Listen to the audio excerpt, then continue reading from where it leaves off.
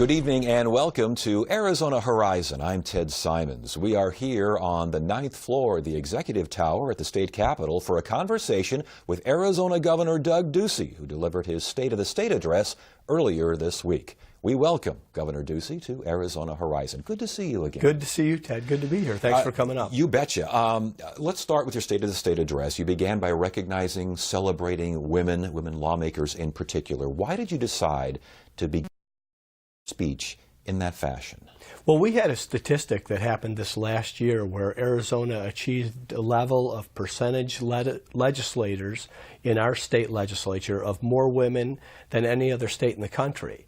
And we thought as a team, that combined with the fact that Arizona has had more women governors than any other state in the nation, the first Supreme Court justice, the first state to elect women to all 5 elected executive positions, that if most people probably wouldn't think that about the state of Arizona. And here, we think it's a meritocracy. We think that the best rise to the top. We wanted to recognize that.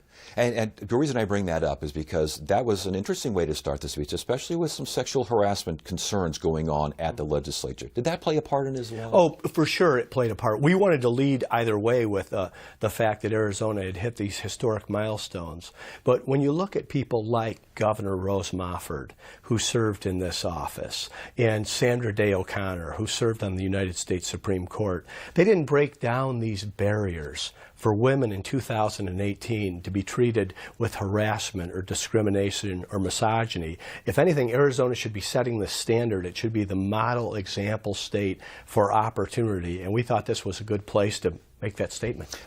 Education wasn't mentioned in the speech until other things were. Everything from wrong way driving to the opioid crisis, Second Amendment, these sorts of things. Education a little bit down the list. What was the thinking there? What I would say is education is part of the highlight or the climax of the speech in terms of what we wanted to do and point out. We also had to address opioids. I mean, we have an epidemic in our state. I'm going to be calling for a special session.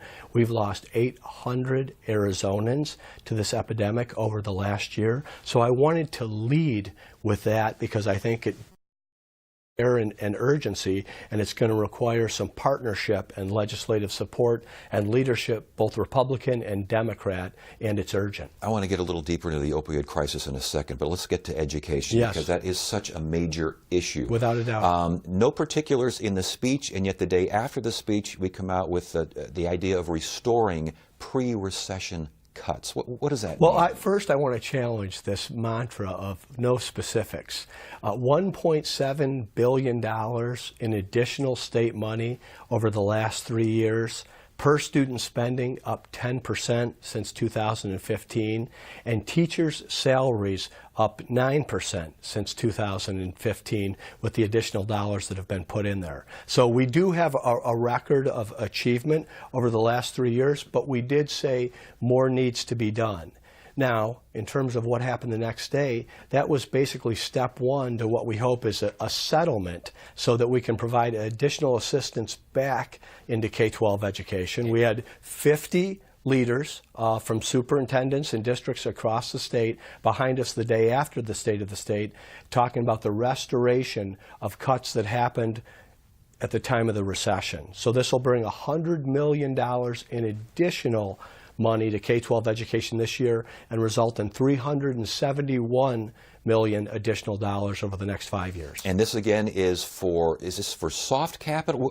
Where does the money exactly go? This is permanent and flexible dollars. It's for capital, but it can also be used for teacher salaries. So depending on where you are in the state, what the needs are of your district, we're going to leave that to the superintendents and the school boards. So it'll be distributed to superintendents and school boards. They distribute it from there. They're going to take it from there, and it will go across the state equally in terms of there's no changes to the form.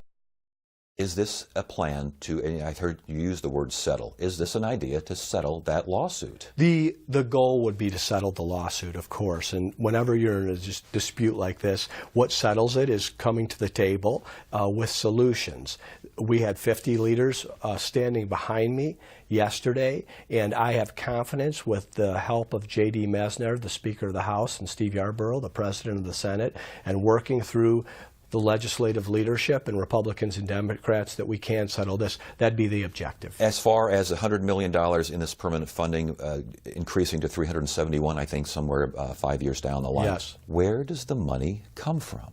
Well, it comes from growth in our economy. It comes from growth in our tax base. It's going to come from our general fund. Our state's growing. We're headed in the right direction. People are moving to our state. Maricopa County is the fastest growing county in the country. So just think how far we've come.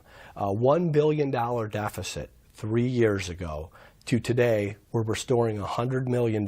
We're debating and discussing additional dollars and where to spend them. 80% of my budget priorities are going to go to K-12 education. And yet there are those who say there simply isn't enough money in the general fund in terms of growth. Money's there. Growth is happening. We all understand that.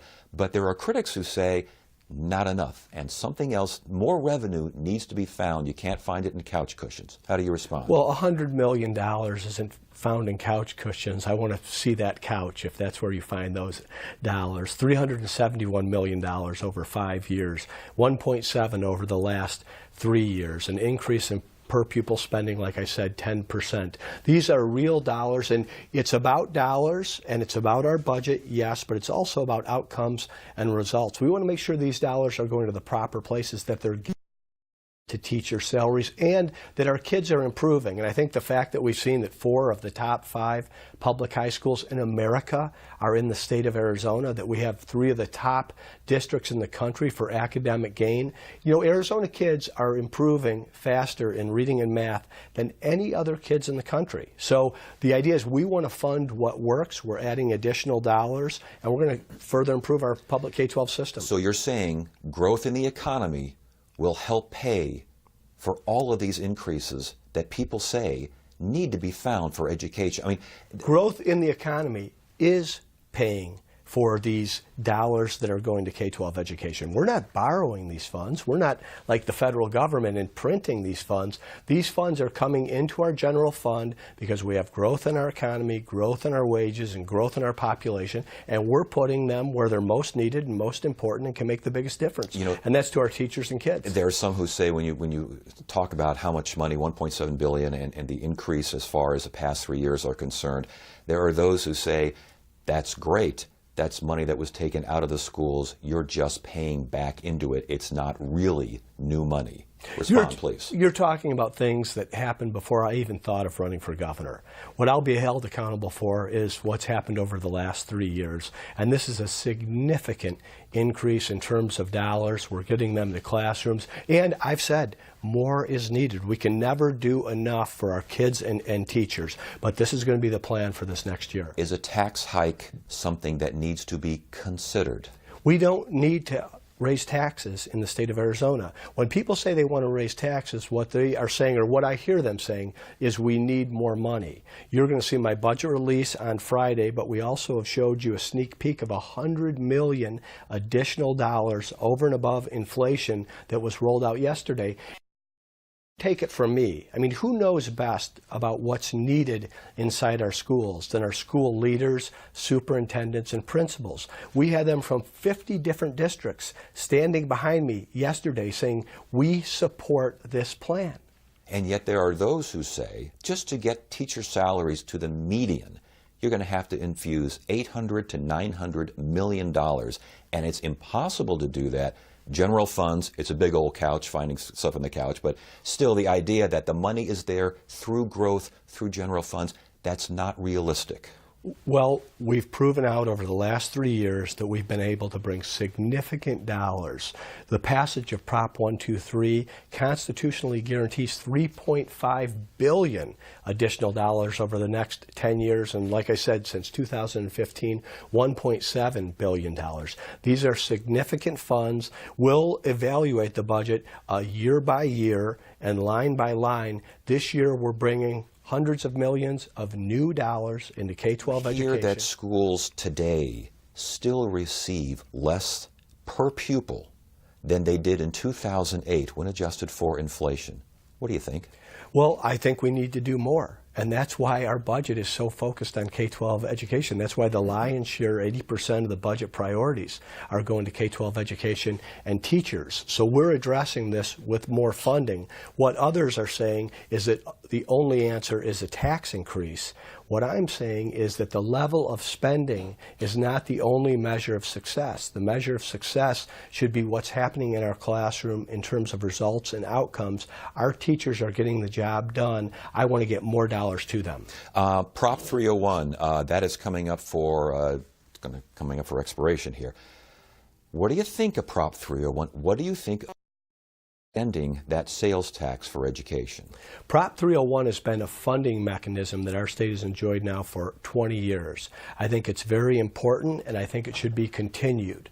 What's most important about Prop 301 is the policy around it. I think this is a generational opportunity to improve K-12 education, to have better policy, and to bring more dollars for our students and our teachers. And that's what we're going to be doing as we build a broad coalition of education champions, business leaders, influencers, and decision makers from across the state, much like we did with Prop 123 to get Prop 301 passed. Okay, Prop 301 passed as is, or do you add to it? Do you think it should go to a cent or even higher? Well, first, let's bring these people around the table. Let's build the coalition. I want to see more money for K-12 education. I want to be clear about that.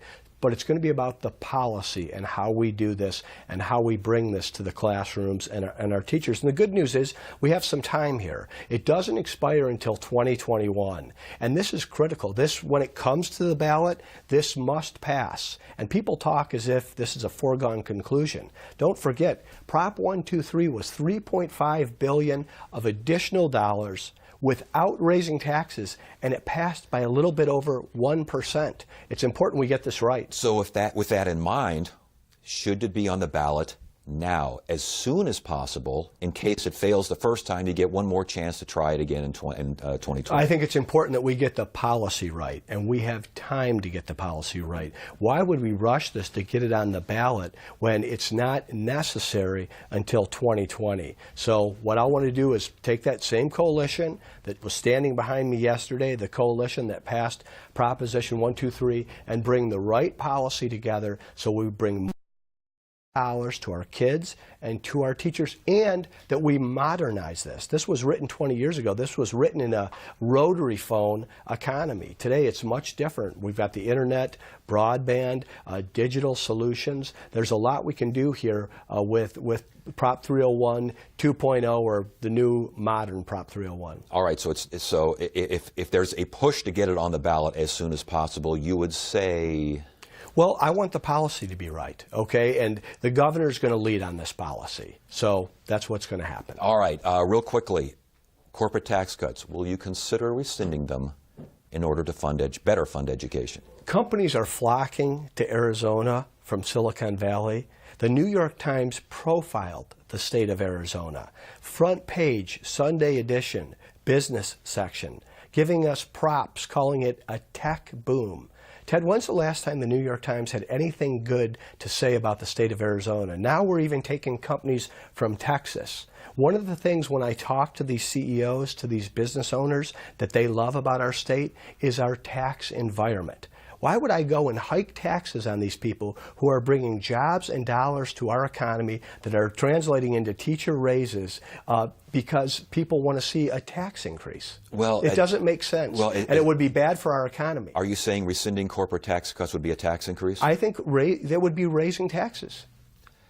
When we talk to business people, what they tell us is, what they are hearing from people that want to move here is, how are your schools? More than, how is your tax climate? Are these just two different conversations? Ted, I talk to a lot of business people myself. I used the Super Bowl, the College Football National Championship, the NCAA Final Four, the Phoenix Open, spring training, NASCAR events. I go to Silicon Valley, I go to Northern California, I go all over this country to pitch business people. What they know about Arizona is that we have excellent public schools. There isn't any business person that's moving here or bringing employees here that can't find an excellent education for their kids. What they're concerned about is that a governor is going to pull the rug from underneath their feet like Jerry Brown does in California. And my commitment to them is that that's not going to happen in the state of Arizona. That's what I hear in these discussions. Okay, as far as, I'm kind of moved from education to taxes here, the tuition tax credit, the Senate President says it's time to rein that in. It's close to getting out of control with its escalators and its continuing revenue and continuing breaks there. Do you think the STOs, these scholarships, time to rein them in like that? I applaud the Senate President for bringing up this subject, and I think that it's something that's worthy of discussion. It's why I'm a big proponent of sunsets on laws, because I think oftentimes there are unintended consequences with what happens in legislation or at the ballot. And if he thinks it's time to look at this and see if there's an opportunity for reforms, I support him. Okay, opioid crisis. We talked about that earlier. I want to get back to that.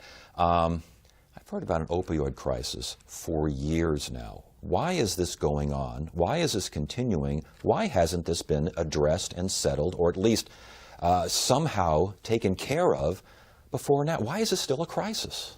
We lost 800 Arizonans to opioids last year. We had some good first steps on this, limiting first fills on prescriptions, providing naloxone for those that have suffered an overdose. But this much is clear. We're going to need a more aggressive approach on this. I used an example. We have a small rural county in northern Arizona of 200,000 people. 4 doctors prescribed over 6 million opioids over the last several years. Something's terribly wrong here. So we brought professionals, healthcare, public safety, medical people. There are some bad actors out there, and my commitment is we're going to hold them accountable. How do you hold them accountable? I think there's been one manufacturer that's been aggressively pursued by law enforcement. What can happen? What's going to change? We have a list of policy proposals, aggressive, some might be controversial, some probably need to go further. This is why we're going to have a special session. This is something we need to handle in legislation. It's the best way to go after it. These rules and regulations are there to protect public health and public safety. Something's missing. These pills are being overprescribed. They're being misprescribed. Some people point at the manufacturers. Some people point at the doctors. Some say it's drug dealers. 75% of heroin addicts started out on opioids. And Ted, we've seen this before in our country. Things like crack cocaine, things like methamphetamine. These have been crises that were stamped out with a sense of urgency once it became apparent. This is a little bit different because much of it is happening behind a pharmacy window, but the same focus is required to get this done. So I know that we can do it, and Arizona wants to lead on this. I know there's concern in the medical profession that lawmakers are going to start telling doctors how to practice medicine. That's not going to happen. That's not going to happen. People that have chronic pain are going to have access to these miracle drugs, and we're always going to have compassion for people that need addiction treatment. What we're talking about are bad actors here that are doing the wrong thing, that are hooking people on this drug. They're making a profit as a result of it, and it calls for an aggressive public policy posture. Water. Drought conditions in Arizona, they continue. Is it time to look again at Arizona water laws? Well, this is what we're going to do in this. We didn't become a leader nationally in water management by accident. It took a lot of hard work. It was a result of our predecessors and our state's ability to handle complex issues. The last time this was dealt with was in 1980. Bruce Babbitt and the Groundwater Management Act. This is something Arizona's excellent at. We're the best in the country. We live in the 5th largest metropolitan area of a desert. We're not sharing in California's water crisis, but this has been a result of proactive policy proposals, and that's what we're going to do in this legislative session. We could be sharing in California and Nevada's water cutbacks should Lake Mead get to a certain level, and almost everyone you talk to in the business of water says it's going to get there, if not this year, then next year, as far as that level is concerned and the automatic cutbacks are concerned. Do we have a drought contingency plan in Arizona that jibes with other CAP states? Because I keep hearing that there's a lot of fussing and fighting going on between CAP and the state. What's going on there? We've planned ahead in Arizona, so we're in a different position than California. We're in a different position than Nevada. So of course we have plans to do this, and there's a lot of talk about this fighting. I mean, everyone knows that whiskey's for drinking and water's for fighting. But we think we've got a good plan here going forward. We've brought the right people around the table. We've represented Northern California, Northern Arizona, Southern Arizona, the different constituencies of our state, and we'll be working with our legislature so that the state of Arizona speaks with one voice regarding water going forward. It's important. Is a drought contingency plan, is it being formulated? We is have it a ready drought to go? contingency plan. We're in the 17th year of a drought, and everybody's watering their lawns and swimming in their pools. Nobody's better at water United States of America than Arizona. The only place in the world that's better than us is Israel, and we want to visit their water technology conference to bring those efficiencies back to the state of Arizona. We're going to deal with this in legislation in this session. But I want to make sure that I know what's happened in the We're past. on sound we're talking about the future in case of shortages at Lake Mead. And that's what we're planning for. Okay. Do you think lawmakers understand this issue to the point where they can plan for it? This is a complex issue. This is a complex issue. We're going to lead out of the governor's office. We're going to make sure that there's the proper education and advocacy around it. And then what's most important is the policy that we move forward on this. And as far as groundwater pumping in rural areas, the 100-year requirement for developers for future water, I mean, people have talked about a variety of things. And I vetoed those bills. Okay. I vetoed those bills 2 years ago. We're going to do what's right for our entire state regarding water, and the foremost water policy experts in the nation are right here in Arizona. One being Senator John Kyle, who I've had a wonderful relationship since I entered public life. He still continues to consult and advise me and our team, along with the Arizona Department of Water Resources, on good water policy. He's going to be at the table as well. We're in good hands. We're standing on the shoulders of Carl Hayden, Bruce Babbitt, John Rhodes, Mo Udall, and John Kyle's here as well. We're going to have good policy going forward. Kids Care, the plan to fund through the spring, then what? Well, Congress needs to do its job, and I called for them to do their job. I have confidence on this one. They will. There were going to be health care cancellation notices that were sent out around Christmas time. We acted in the state of Arizona to save these 24,000 plus low-income children from receiving those cancellations. We're on solid footing through the spring, and we'll deal with this issue as we situation in Washington, D.C. What, $9.3 some odd million a month? Do we have the money for we it have the money. If they continue to dawdle back east? Well, where we are right now is we have a plan through the spring. Let's see what happens. I'll see you between now and then. All right. We talked about the speech and how you began the speech. There seemed to be a theme of unity, of trying to get together, respect for other people, these sorts of things. It's no secret. It's a divided country right now. People are at each other's throats in a variety of ways. How do you see the political climate, and how do you see yourself working in that climate and getting things done?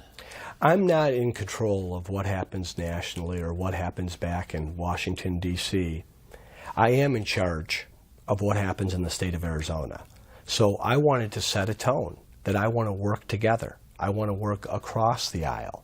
I pointed out that 90% of the legislation we passed last year was bipartisan. So I think as the governor, as the chief executive officer of the state, that you can set that tone. And I'm going to do that. That's the way I'm going to lead. That's my nature. That's how I've behaved over the last 3 years, and that's what you can expect in this next year. You know, Democrats, we had Democrats on last night, and they'll say that's 90% is because 90% of the bills are not controversial and they're not that important. And a lot of times, that's okay. Some of the important bills get one Democratic senator, and thus it's touted as bipartisanship. Especially when it comes to education, there are some folks that just see the funding issue differently than you. Will voices be heard? Will they be considered? Every voice will be heard. Every idea will be considered. We have a very inclusive culture here on the 9th floor. And when we debate legislation and whether it should be signed or vetoed, I want to hear the for argument. I want to hear the against argument. I want to know who the advocates are. I want to know who's most aggressively against it, and I want to best understand it so we can have the best policy that solves the most problems for all of our people in the state of Arizona. And transparency as far as the budget issue is concerned? Oh, we're going to have transparency. You're going to see the budget in full, every dollar on Friday. I mean, as far as negotiating from then on, though, after it's released, after your budget is released, negotiations. Well, I'm going to respect the chambers. I'm going to respect legislative leadership and that process. What I do is I sign or veto laws. And of course, yes, we do advocate for what we want. And you're going to see exactly what we want out of the governor's office on Friday. All right. Governor, good to see you. Good to see you. Thanks for joining us. We appreciate it. Happy New Year. Thank you. You too. And that is it for now. I'm Ted Simons. Thank you so much for joining us. You have a